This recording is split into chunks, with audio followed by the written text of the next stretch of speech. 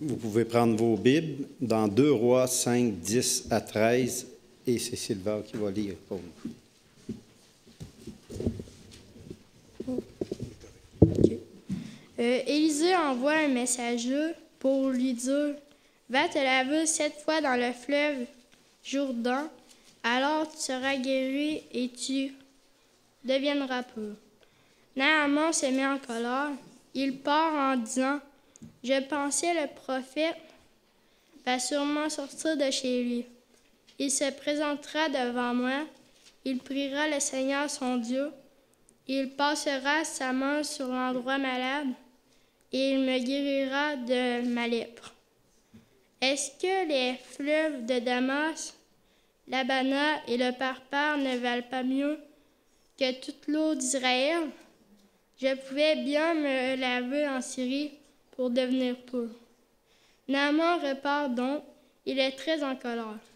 Mais ce serviteur s'approche de lui et en disant « Maître, si le prophète te commandait une chose difficile, est-ce que tu refuserais? Eh bien, quand il te dit de te laver pour devenir pur, écoute-le. » Que Dieu bénisse sa parole. Amen. Amen. On va passer maintenant au moment de louange. On va chanter « Jésus, ma force » et par la suite, on va poursuivre avec « Dieu, en qui notre espoir ».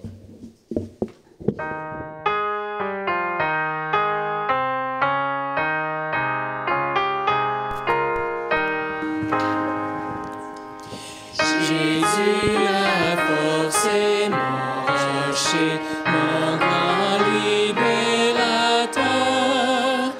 Quel ennemi peut m'approcher sous ton bras protecteur? Je peux te bénir à jamais, te louer constamment et nul n'assurer désormais que sur ton bras puissant. Je t'aimerai de tout mon cœur, je te serai soumis. Je rendrai gloire au grand vainqueur de tous mes ennemis. Au temps de mon affliction, tu fus mon ferme appui. Ta sainte bénédiction me console aujourd'hui.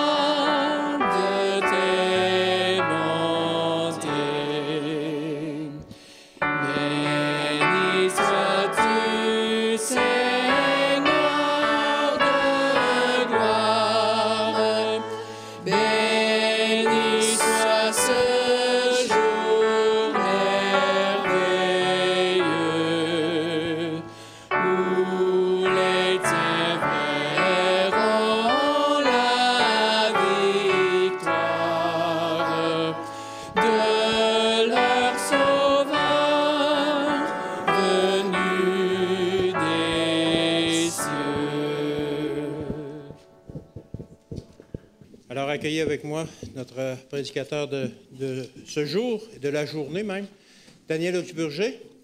Alors, pour ceux qui n'étaient pas là hier, vous vous souvenez probablement de l'histoire de ce jeune homme qui voulait venir aux États-Unis et dont il manquait toujours un papier pour prendre le bateau et que finalement, il n'a pas pu prendre le bateau et que son bateau a coulé.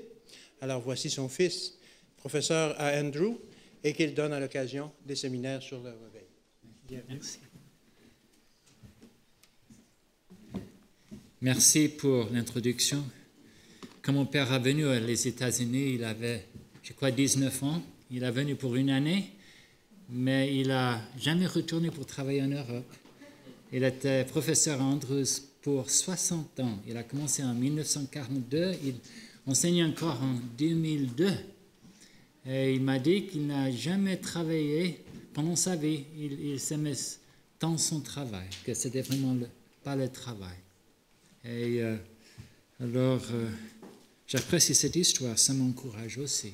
Je le raconte souvent.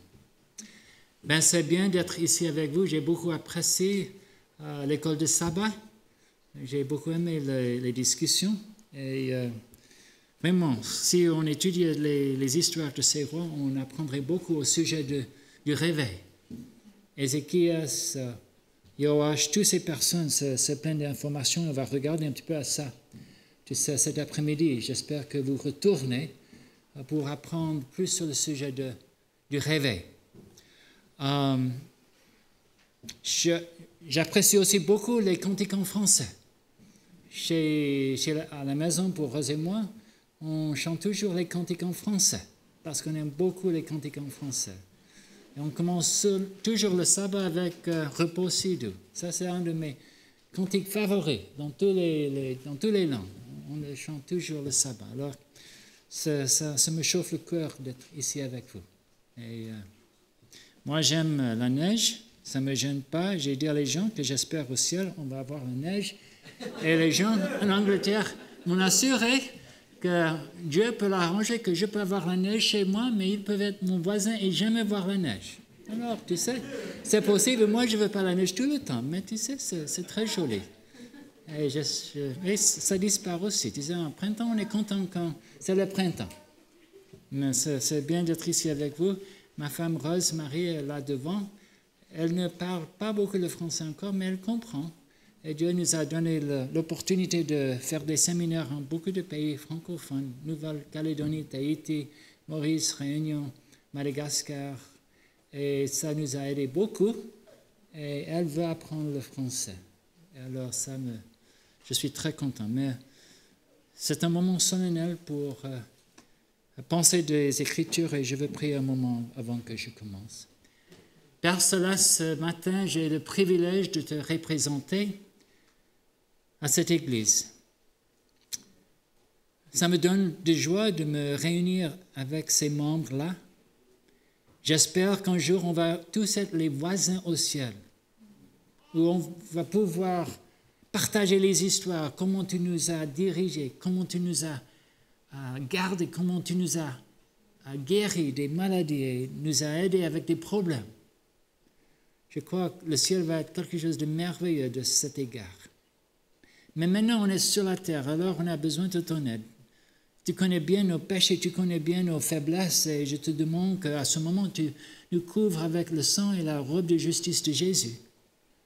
Et que tu envoies le Saint-Esprit pour m'aider de m'exprimer clairement et aussi correctement que possible dans la langue française. Sois avec nous. Aide-moi et aide mes frères et sœurs aussi. Je demande toutes ces choses au nom de Jésus. Amen. Il faut me dire si vous ne pouvez pas m'entendre. J'ai l'habitude de ne pas parler très fort, alors il faut m'aider avec ça. J'étais à Bangalore, en Inde.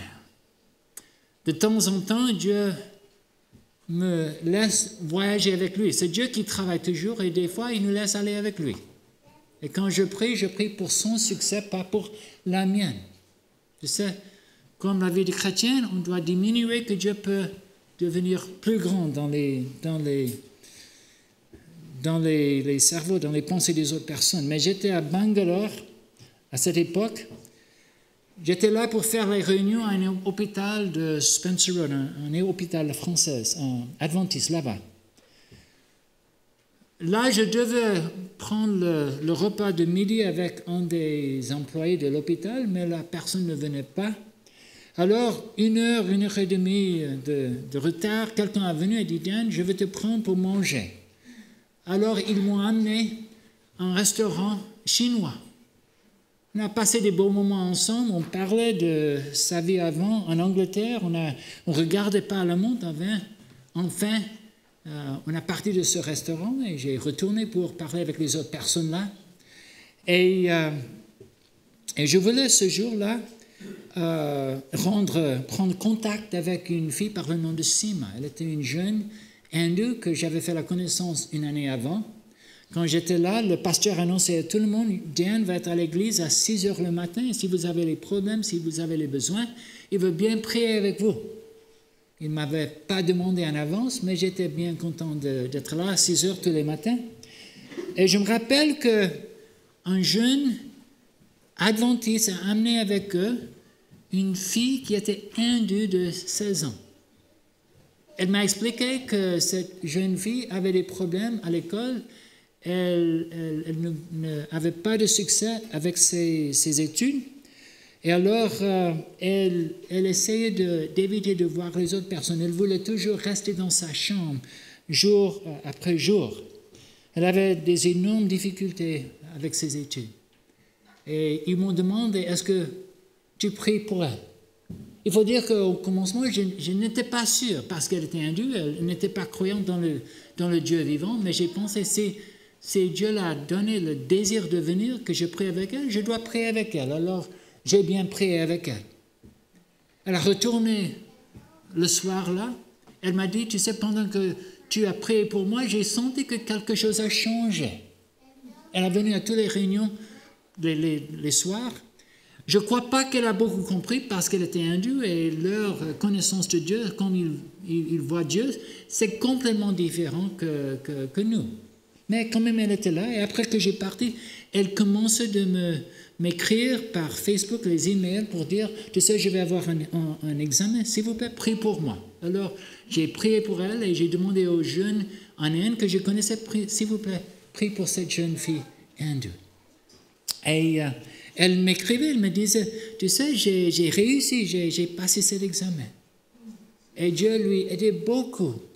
Elle a pu terminer ses études à cette école, elle a pu rentrer dans une autre école. Alors, quand j'étais là, la 2e année, je voulais la voir. Mais en essayant de lui téléphoner, je ne pouvais pas lui atteindre, tu sais, au téléphone. Alors, j'étais un petit peu frustré, mais comme j'ai dit, l'employé m'a pris au resto chinois. Et ce soir-là, j'ai continué à essayer de lui atteindre par le téléphone. Et enfin, j'ai parlé avec elle. Elle a dit, là-bas, il dit, oncle, c'est un terme de respect. Elle a dit, oncle, tu croirais jamais, aujourd'hui, j'étais dans un petit auto pousse-pousse. Vous connaissez ces petites voitures de 3 roues qu'on trouve partout dans les rues d'Inde. Je descends de la rue et j'étais vu partir du restaurant. Alors, c'était quelque chose de merveilleux parce que la ville de Bangalore, elle a plus de 10 millions de personnes. Pensez ça. Que j'étais dans cette ville avec 10 millions de personnes et au même moment que je partais du restaurant, elle descend de la rue. Elle a su que c'était quelque chose de miraculeux. Alors, on a pris contact ensemble. Le jour après, elle est venue me visiter avec sa sœur. Elle a dit, tu sais, après que tu as prié pour moi, ma vie a changé. J'ai commencé à comprendre, je faisais très bien dans mes études. Et elle m'a dit, je suis maintenant dans une très bonne école. Je ne suis pas la meilleure de ma classe, mais je suis le 2e meilleur de ma classe. Et maintenant, je veux poursuivre un PhD en nutrition. C'est quelque chose de formidable. Elle dit, c'est parce que toi, tu as prié pour moi. Elle a dit, ma famille te connaît. Il n'avait pas fait ma connaissance directement, mais il connaît, tu sais ce que tu as fait pour moi. Tous mes amis à l'école, ils connaissent. C'est parce que tu as prié pour moi. Ça m'a vraiment encouragé parce que C'était une jeune fille qui voulait aider son amie qui était hindoue. Elle a fait ce qu'elle pouvait faire. Elle l'a amenée vers moi, que je pourrais prier avec elle, et Dieu lui a béni. Tu sais, des fois dans la vie, on ne peut pas faire grand-chose, mais on peut amener quelqu'un vers le pasteur, cher un des anciens de l'Église, ou on peut les prendre par l'intermède de la prière dans la présence de Dieu. Et il peut nous aider. OK? On peut faire beaucoup. Et aujourd'hui, l'histoire qu'on veut considérer ensemble de 2 Rois, chapitre 5, c'est l'histoire qui commence avec une petite fille. On ne connaît même pas son nom, mais c'est une histoire qui est vraiment aussi merveilleuse. Souvent, quand on veut travailler pour Dieu, on ne va pas avoir beaucoup on dit en anglais, recognition. Les gens ne vont pas nous connaître, alors on ne connaît jamais son nom. Mais elle a fait quelque chose de merveilleux pour Naaman. On commence en verset 1. Naaman, chef de l'armée du roi de Syrie, jouissait de la faveur de son maître et d'une grande considération, car c'était par lui que l'Éternel avait délivré les Syriens. Il était un homme très considéré. Quand les joueurs voyaient Naaman dans la rue, ils disaient « Ah, c'est lui qui est le chef des armées. C'est lui qui a fait ses exploits. » Alors il était bien considéré et les gens lui regardaient avec beaucoup de respect quand il passait dans la rue. Mais ça dit aussi, mais cet homme fort et vaillant était lépreux. On sait que ce n'était pas sa choix d'être lépreux. En ces jours-là, quand on avait le lèpre, il nous faisait sortir de la famille, de la vie, de vivre hors, loin des autres personnes, parce qu'ils avaient très peur de ce maladie. Okay? Des fois, comme on a raconté dans l'école de sabbat ce matin, qu'on a entendu ce matin, des fois, Dieu nous donne des malheurs pour notre bien. Et pour lui, même si ce lèpre, c'était quelque chose de terrible, Dieu avait un plan. Et je veux vous dire ce matin que souvent Dieu envoie les bénédictions par l'intermède des choses difficiles. Et quand nous apprenons à dire merci en avant, c'est beaucoup plus facile pour vivre, tu sais, la vie quotidienne. Eh bien, verset 2, « Or, les Syriens étaient sortis par troupes, et ils avaient amené captive une petite fille du pays d'Israël qui était au service de la femme de Naaman. » Il y avait cette petite fille. Elle était prise captive par Naaman et l'armée, et elle était là dans cette maison, servir sa femme. Je crois que ça aurait été très facile pour cette fille qui était arrachée de sa famille, arrachée d'Israël, d'être très amère. C'est-à-dire, je vais seulement faire le minimum. Je ne vais pas être, tu sais, gentil, je ne vais pas être douce, tu sais, ils m'ont offensé, je vais être offensive. Mais malgré les mauvaises choses qui se sont arrivées dans sa vie, elle était très gentille, elle était très fidèle dans son travail. Elle était merveilleuse, je crois, comme serviteur. Elle était aussi un messager fidèle. Et on ne parle pas souvent de cette histoire, mais c'est vraiment une histoire des messagers. Elle était le premier messager. Elle était fidèle. Elle ne pouvait pas communiquer beaucoup, mais ce qu'elle savait, elle a communiqué. Elle a partagé. Okay? Peut-être aujourd'hui, il y a des gens qui disent, même ici, il n'y a pas grand-chose que je peux faire. Je suis jeune, je n'ai peut-être pas aussi beaucoup d'éducation que je voudrais. Je ne suis jamais allé au séminaire, je n'ai pas beaucoup lire la Bible. Qu'est-ce que je peux faire? Si Dieu vous donne l'occasion de lui servir, fais ce que tu peux faire. Et Dieu peut vous bénir. Alors, verset 3, elle dit à sa maîtresse, « Oh, si mon Seigneur était auprès du prophète qui est à Samarie, le prophète le guérirait de sa lèpre. » Elle avait de confiance en Dieu. Elle a vu la maladie, elle n'a pas dit « Ah, il va mourir ». Elle a dit « Tu sais, si seulement il pourrait aller à Samarie vers le prophète, Dieu lui guérira. » Alors, elle a osé de dire ça à sa maîtresse, il doit aller là. Il doit aller là. Je crois parce qu'elle était si fidèle, si gentille, si merveilleuse comme serviteur, Naaman, il s'est allé à son maître, verset 4, il a dit, la jeune fille du pays d'Israël a parlé de telle et telle manière. Il a répété les paroles de cette petite fille. Tu sais, je suis content pour Naaman qu'elle a bien répété une bonne message. Elle a dit, il faut aller où tu peux être guéri. Et lui, il a entendu, il a répété la même chose à son roi. OK? Verset 7. Après avoir lu la lettre, le roi d'Israël déchira ses vêtements et dit, « Suis-je un Dieu pour faire mourir et pour faire vivre qu'il s'adresse à moi afin que je guérisse un homme de sa lèpre? Sachez donc et comprenez qu'il cherche une occasion de dispute avec moi. » Lisons ensemble le verset 6. Il porta au roi d'Israël la lettre où il était dit, « Maintenant, quand cette lettre te sera parvenue, tu sauras que je t'envoie Naaman, mon serviteur, afin que tu le guérisses de sa lèpre. » OK? Le roi lui a envoyé avec cette lettre et aussi avec d'argent, argent et d'or et les vêtements, toutes sortes de choses. Pourquoi? Pourquoi est-ce qu'il a fait ça? Parce qu'il était païen, il pensait qu'il devait acheter les bienfaits de Dieu.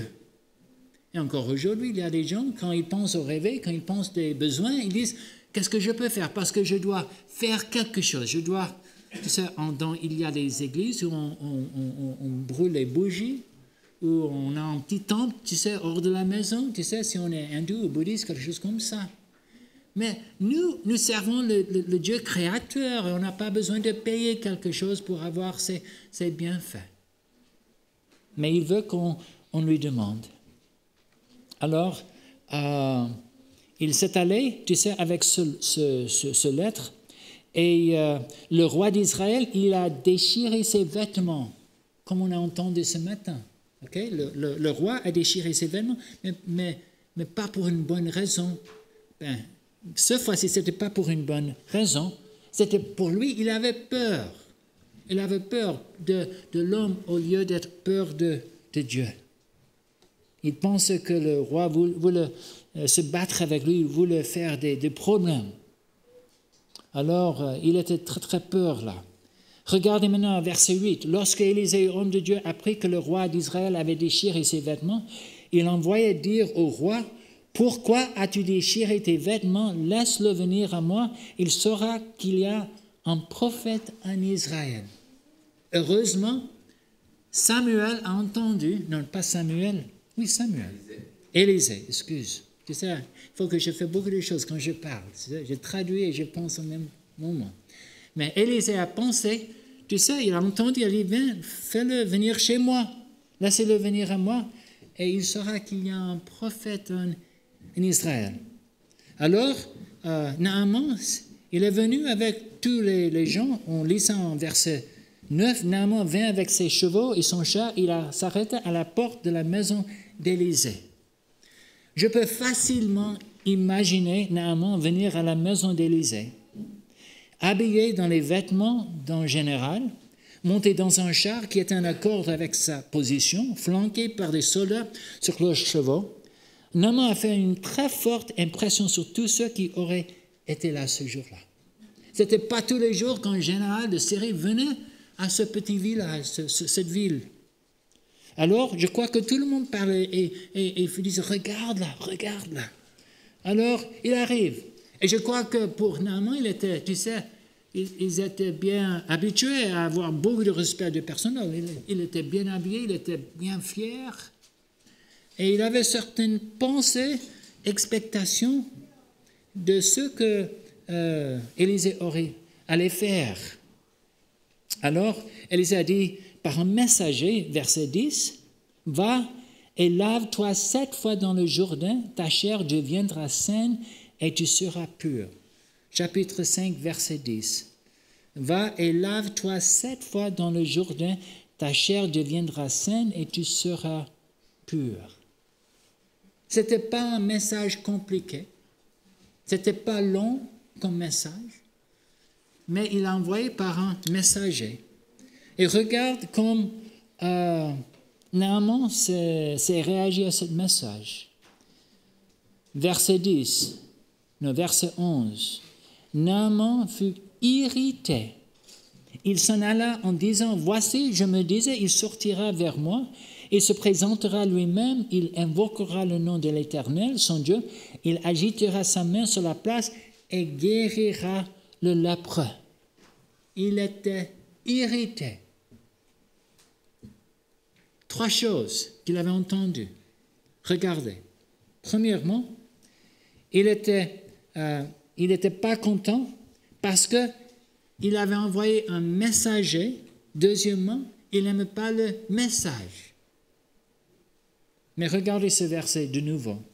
Il lui a dit, va lave-toi, ok?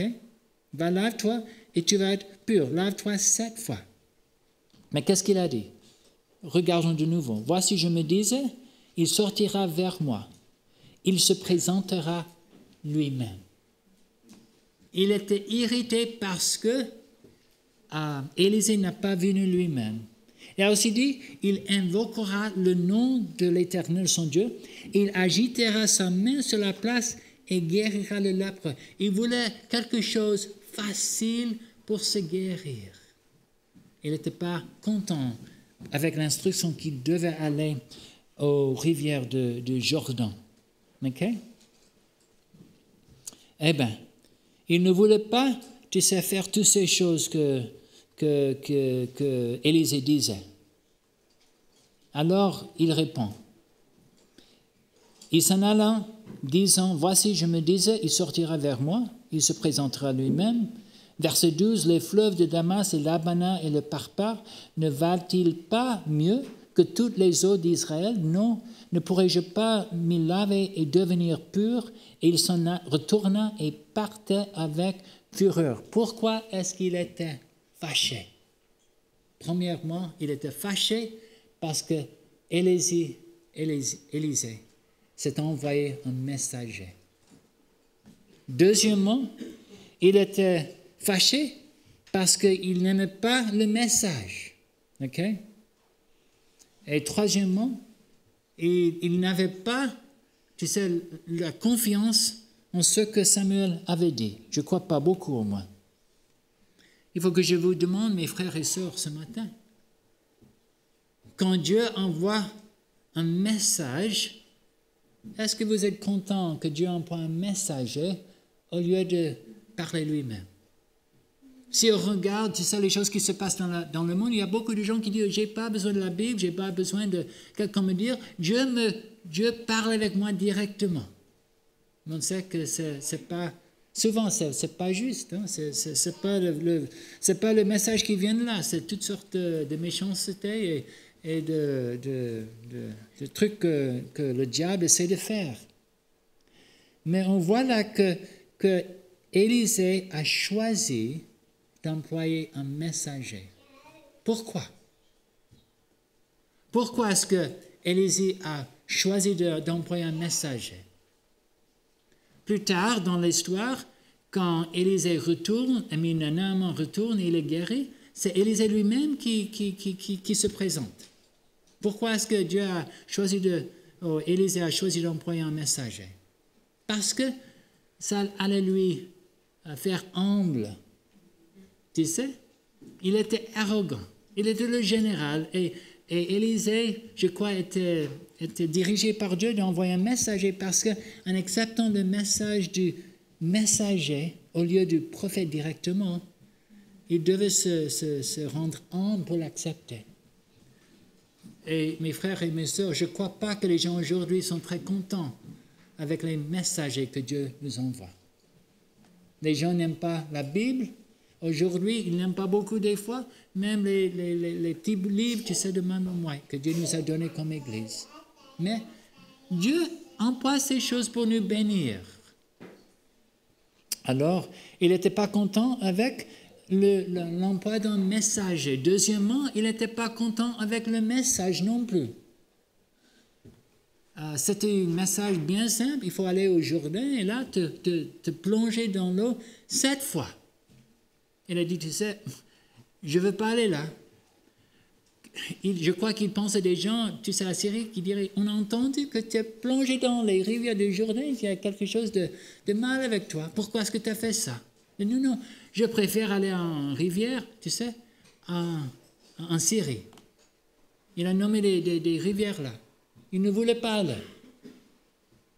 Et alors, il allait se détourner pour partir fâché. Mais mes frères et mes sœurs, il avait des amis ce jour-là. On lit de ça en verset 13. Ça dit là, « Mais ses serviteurs s'approchèrent pour lui parler et ils dirent, « Mon père, si le prophète tu demandait quelque chose de difficile, ne l'aurais-tu pas fait? Combien plus dois-tu faire ce qu'il t'a dit? Lave-toi et tu seras pur. » Ce jour-là, il avait les soldats autour de lui qui ont dit « Attends, c'est bête de partir et aller à Syrie quand tu peux être guéri si tu obéis, tu sais, ce message. » Vous savez, c'est triste que des fois, quand on veut suivre Jésus, il y a les gens autour qui disent « c'est pas nécessaire. C'était pour avant. C'était pour ces personnes-là. » Mes frères et mes sœurs, si vous voulez vraiment bénir, il faut prendre sérieusement ce qui se trouve là et dans les livres de Madame White. Tu sais, ça ne veut pas dire que Dieu va nous donner tous, tu sais, la même lumière en même temps. Dieu va nous diriger personnellement. Mais il faut prendre sérieusement, plus sérieusement, je crois, qu'on fait souvent, au fait que Dieu emploie les messagers. Naaman aurait pu retourner sans être guéri ce jour-là. Mais parce qu'il avait les amis qui ont dit, il faut que tu vas au Jourdain, que tu fais exactement ce qu'il t'a dit, parce que si tu fais ça, tu vas être guéri.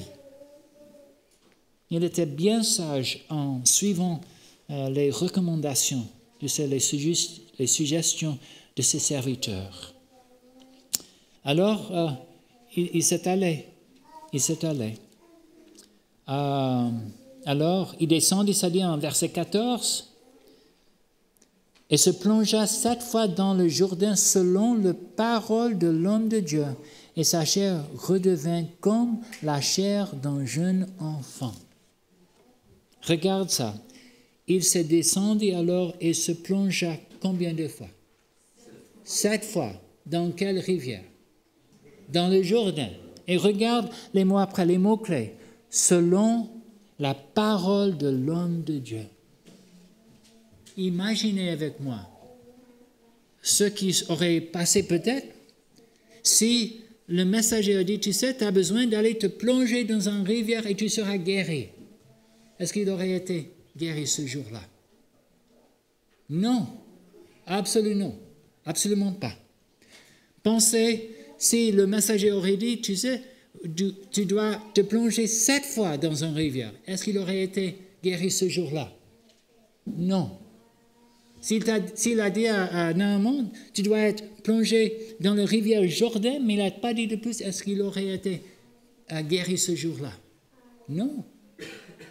C'était parce que le messager a été fidèle avec le message et qu'il a fait tout ce qu'il a été dit, Dieu a pu lui guérir complètement. Et je veux vous demander une question. Est-ce que c'est possible? Je ne suis pas ici pour lancer les cailloux, je ne suis pas ici pour juger personne. Mais est-ce que c'est possible que des fois, quand nous, on a les problèmes, et je parle pour moi à ce moment aussi, c'est parce que nous, on ne veut pas trop apprendre, on ne veut pas trop lire, parce que si on lit, ça va nous gêner un petit peu. Que pensez-vous? Moi, je peux vous dire qu'il y a des choses dans ma vie qui ne sont pas bien arrangées, parce que je ne voulais pas toujours écouter à la voix de Dieu. Je vous dis, honnêtement, je suis divorcé. Et c'était parce que moi, j'ai fait le choix et je n'ai pas aussi suffisamment demandé à Dieu son avis là-dessus. Mais quand Rose a rentré dans ma vie, c'était clair, sans question, que c'était Dieu qui nous dirigeait ensemble. Et je n'ai pas dit, j'ai besoin de 2 années pour savoir si Dieu, tu sais, il me dirige correctement. Elle priait pendant 11 années sur le sujet. Mais moi, je ne savais pas grand-chose. Hein. Mais j'ai vu la main de Dieu et j'ai accepté le choix de Dieu dans ma vie. Et je peux vous dire que je suis plus content que j'aurais pu jamais imaginer dans notre mariage. C'est parce que j'ai obéi à Dieu. J'ai accepté sa direction. Et je crois que c'est vrai dans tous les aspects de la vie. Tu sais, Dieu nous donne des directions bien claires. Et si on suit ces directions, ça va nous bénir beaucoup. Comme j'ai dit, je ne suis pas ici pour lancer les cailloux, c'est pour moi, premièrement. Et je crois que chaque personne va demander la question, Dieu, est-ce que je veux vraiment entendre ta voix? Est-ce que je suis préparé de suivre ta voix, de t'obéir? C'est parce que le messager a donné le message et néanmoins a complètement obéi que Dieu a pu lui complètement guérir aussi. OK? Eh bien, en verset 15, Naaman retourne vers l'homme de Dieu avec toute sa suite. Lorsqu'il fut arrivé, il se présentant devant lui. À ce moment, c'est Élisée qui est là. Ce n'était pas le messager, mais Élisée. Et dit, voici, je reconnais qu'il n'y a point de Dieu sur toute la terre, si ce n'est en Israël. Et maintenant, accepte, je te prie, un présent de la part de ton serviteur. Il était reconnaissant.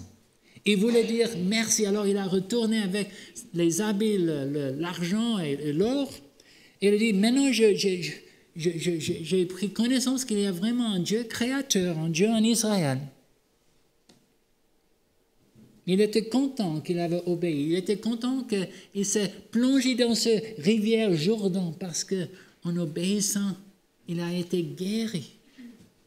Il a été guéri. Qu'est-ce qu'on apprend?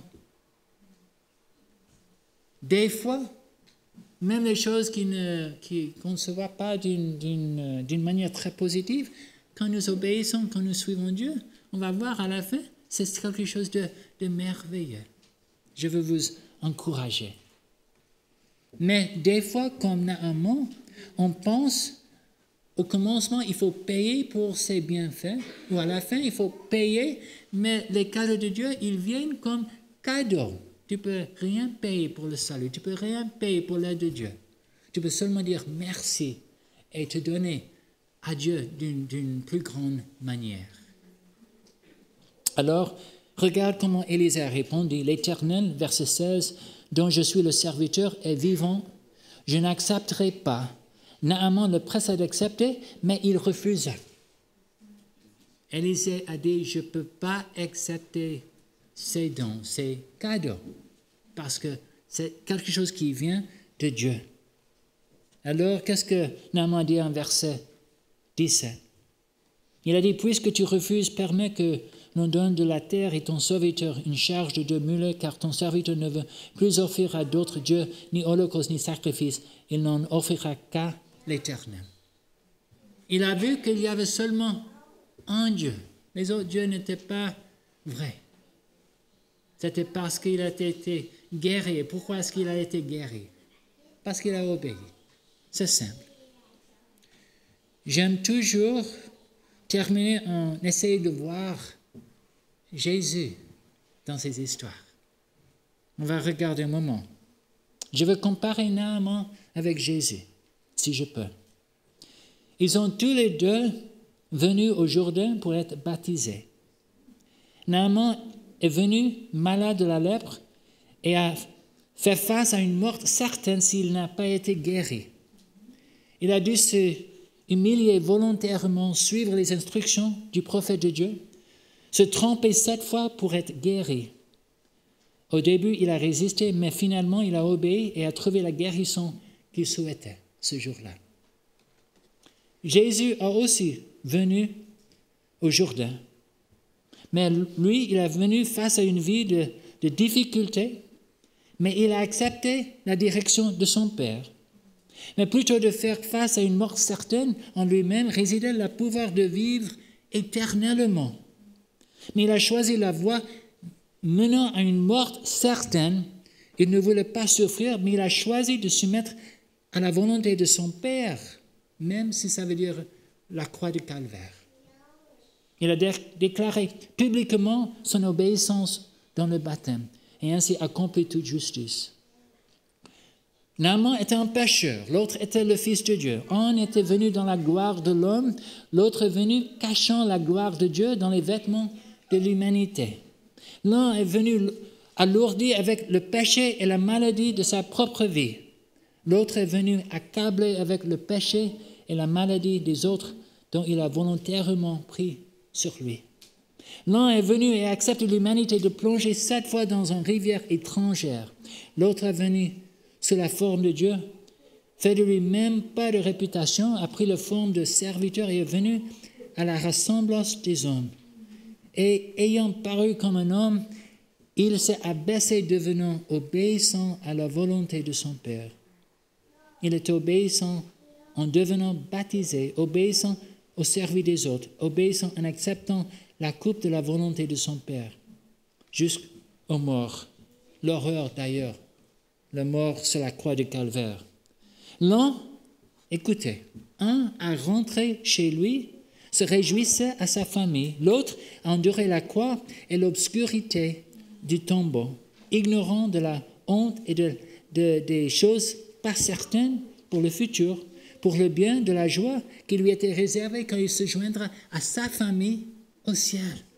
Naaman, il a retourné à sa famille, mais Jésus, il devait être seul parce qu'il voulait une famille un jour au ciel. Okay? Comment était cette victoire possible pour Jésus? Parce qu'il a choisi volontairement une vie de soumission et de dépendance. Il a déclaré publiquement une telle vie à son baptême et il a commencé à le poursuivre, que ce soit dans ces 40 jours de jeûne, dans les miracles, toutes ces choses. Il a gagné les victoires pour nous. Est-ce que tu veux avoir la joie de Naaman ce matin? Il faut que tu vas aussi au Jourdain, ainsi dire, de faire ombre et de te plonger, pour ainsi dire, en obéissant à Dieu, à obéir à Dieu. Dire, Dieu, pas ma volonté, je préfère mourir à moi. C'est ça que le baptême représente. Que je peux venir de ce rivière dans une nouvelle vie guérie de lèpre du péché. Est-ce que vous m'avez entendu? Parce qu'un jour, nous, on veut être aussi au ciel avec Jésus, d'être partie de cette famille que Jésus a venue pour joindre. Tu sais, tout le monde qui va au ciel, écoutez bien, va être réveillé avant qu'ils vont au ciel. Il ne va pas avoir quelque chose qui se passe entre la terre et les cieux.